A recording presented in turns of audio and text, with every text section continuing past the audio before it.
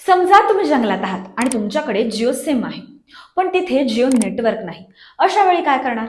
पण आता तुम्ही जवळपासच्या इतर कोणत्याही नेटवर्कचे टॉवर वापरून कॉल करू शकता.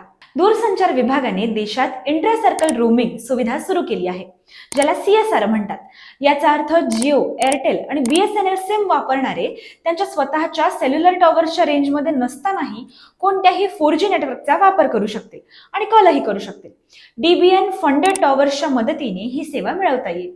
ICOR लॉन्च केल्याने कमी खर्चात चांगल्या दर्जाची सेवा मिळेल. यासाठी कमी सेल टॉवर स्थापित करणे आवश्यक आहे.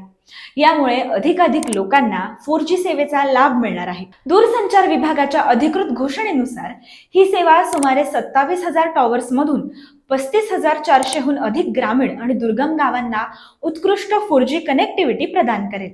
दूरसंचार कंपन्या कमी मोबाईल टॉवर्स बसवून चांगली सेवा देऊ शकतील.